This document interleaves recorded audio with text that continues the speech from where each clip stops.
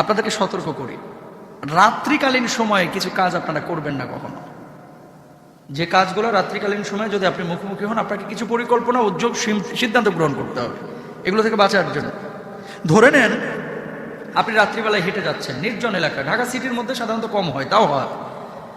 বারবার মনে হচ্ছে পেছন থেকে কে যেন আমাকে ডাকছে, পেছন থেকে আমাকে কে যেন ডাকছে, অথবা কেউ আমাকে ফলো করছে, আমাকে অনুসরণ করছে, আমার পেছন দিয়ে আমাকে কেউ যেন অনুসরণ করে হেঁটে হেঁটে আসছে, মনে হয় কি হয় না? এরকম যখন হবে আপনি এইভাবে ঘাড় ঘুরিয়ে তাকাবেন না, হয় পুরো শরীরটা নিয়ে তাকাবেন, অথবা আপনি তাকাবেনই না। কারণ এই ধরনের ঘাড় ঘুরিয়ে তাকানোর পরে অনেক মানুষ স্ট্রোক করে। কারণ কি? সে আতঙ্কিত হয়ে যায়, মনে হচ্ছে যে কেউ তাকে থাবা মারলো। এগুলো হচ্ছে বদজিনের আসর। তাহলে ঘাড় ঘুরে তাকাবেন না, হয় পুরো বডি নিয়ে ঘুরবেন এবং আয়াতুল কুরসি পড়বেন, অথবা আপনি পিছনের দিকে তাকাবেনই না। এটা খুব খেয়াল রাখবেন বিপদে পড়তে না চাইলে। 2 নম্বর, এই শীতকালীন সময় অনেকের জুতার মধ্যে, মসজিদের এই যে বক্সের মধ্যে, বিছানার মধ্যে, কম্বলের নিচে সাপ এসে বসে থাকে, আছে না নাই গ্রামগঞ্জে? যখন বিছানার ওপরে, কম্বলের নিচে অথবা কাঁথা বালিশের নিচে এরকম সাপ দেখবেন, প্রথমে মারবেন না। নবীজির নিষেধাজ্ঞা আছে। কি করবেন? সাপটাকে চলে যেতে বলবেন। যদি সাপটা চলে যায়, চলে গেল। যদি না যায়, তারপর আপনি অ্যাকশনে যাবেন। কারণটা কি? যদি না যায় তাহলে জানতে হবে এই দুষ্ট সাপ, আর যদি চলে যায় তাহলে জেনে নেবেন যে এই সাপটা জিন। কারণ জিনেরা 2টা রূপ খুব পছন্দ করে, একটা হচ্ছে বিড়ালের রূপ আর একটা হচ্ছে সাপের রূপ। কথা বুঝতে পেরেছেন? প্রথমে মারবেন না, সুযোগ করে দিবেন। 3 নাম্বার, আপনি হেঁটে যাচ্ছেন, দেখতে পাচ্ছেন যে একটা সোজা বাঁশ ঝাড়, অথচ বাঁশগুলো কয়েকটা এভাবে হেলে আপনার দিকে আছে। অথবা দিনের বেলায় দেখছেন যে সোজা গাছ, রাত্রিবেলা আসতেছেন একটা ডাল আপনার দিকে এভাবে ঝুলে পড়ে আছে, কোনো কারণ নাই, ঝড় নাই, বৃষ্টি নাই। এরকম যদি দেখেন, খবরদার, আপনাদের কাছে রিকোয়েস্ট, ওই ঝাড় অথবা গাছের ডালার নিচ দিয়ে আপনারা যাবেন না। কারণটা কি? এখানে ভালো জিনের আসরও থাকে, বদজিনেরও আসর থাকে। যদি একান্তই যেতে হয় তাহলে আপনারা কি করবেন? আয়াতুল কুরসি জোরে জোরে পড়তে পড়তে যাবেন।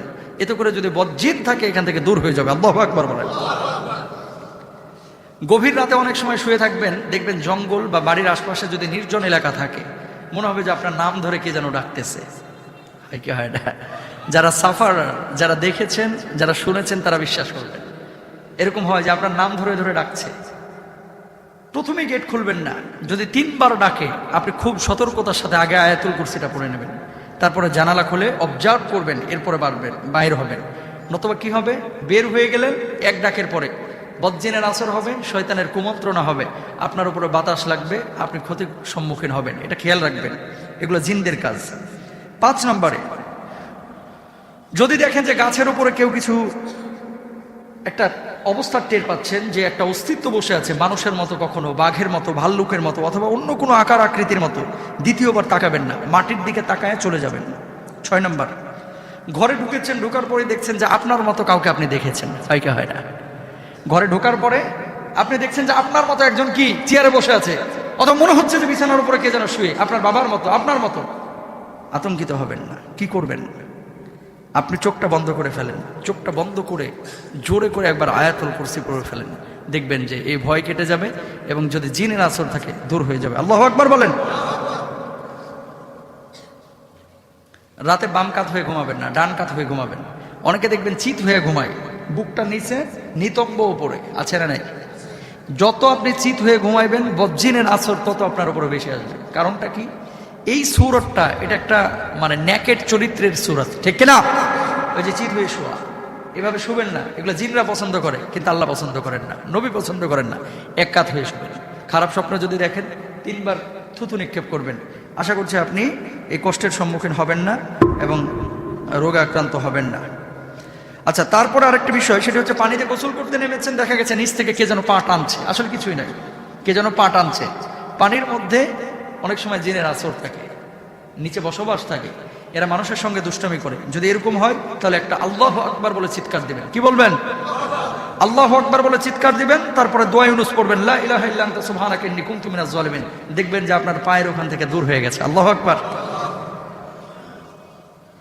কুকুর, বিড়াল অস্বাভাবিক কিছু দেখলে দাঁড়িয়ে একটা গোল বৃত্ত আঁকেন, একটা গোল বৃত্ত আঁকবেন। রাস্তা দিয়ে হেঁটে যাচ্ছেন, দেখছেন কুকুর বা বিড়াল কেউ নাই, এখানে থাকারও কথা না, কুকুর বিড়াল এসে বারবার বারবার ঘুরঘুর করতেছে, আপনার সন্দেহ হয়েছে এটা কি আসলেই কুকুর বিড়াল নাকি অন্য কিছু, তাহলে গোল একটা দাগ দিবেন। কি দিবেন?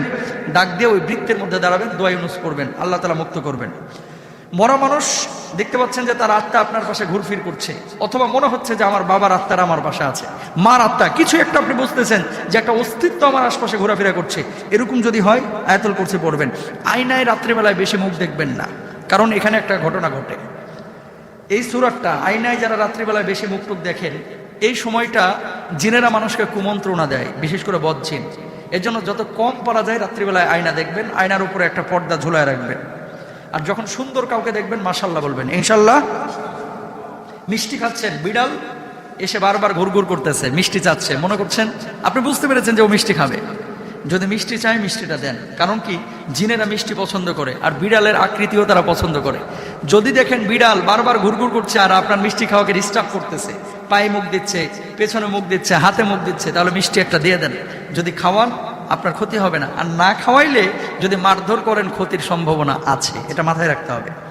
গর্ভবতী মা বোন যারা রয়েছেন মাগরিবের সময় বাইর হবেন না, রাত 12টার সময় বাইর হবেন না, খুব দুপুরবেলা বাইর হবেন না। এই 3টা সময় জিনেরা বেশি বিচরণ করে। কথা বুঝতে পেরেছেন? মা বোনদেরকে এটা জানায় দেবেন। বেশি রাগ করবেন না, রাগ হচ্ছে আগুনের বৈশিষ্ট্য। মাটির বৈশিষ্ট্য কি? নমনীয় হওয়া, বিনয়বত হওয়া। কথা বুঝতে পেরেছেন? বিনয় হওয়া। রাগ যদি বেশি উঠে যায় বসে যান, অজু করে ফেলেন। যখন আপনি রাগারাগি বেশি করবেন তখন দুষ্ট জিন ওখানে আরো ওয়াসওয়াসা বেশি দিবে। এই জন্যই রাগের মাথায় মানুষের কুবাইতে পারে। যে মানুষটা কুবাইতেছে উনিও বলে এরপরে যে আমি কেমনে কুবাইলাম ভাই আমি জানি না। কথা বলেন না কেন?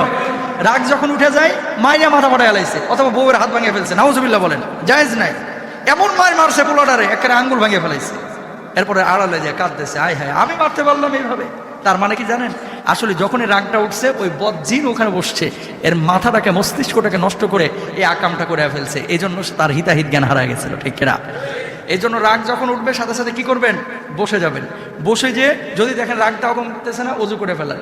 যদি তাও না কমে শুয়ে যান, দেখবেন রাগ উধাও। আল্লাহু আকবার। প্রিয় ভাইরা আমার, বিপদ আপদের সম্মুখীন আমরা সবাই হই, কিন্তু এই সমস্ত বিপদ আপদের সম্মুখীন হইলে মায়ের হয় কিন্তু শব্দ হয় না।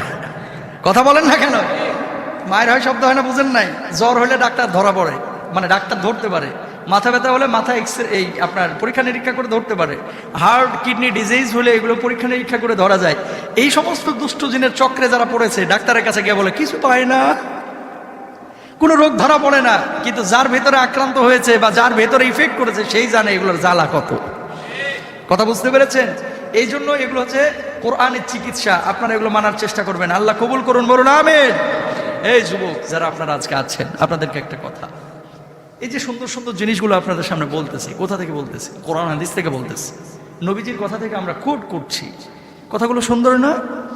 এই কথাগুলো যদি আপনারা মানেন, লাভ কি আমার আছে নাকি আপনার আছে? আপনাদের লাভ আছে। আর আমি সওয়াবটা পাবো কি? আপনি যদি সৎ কাজ করেন।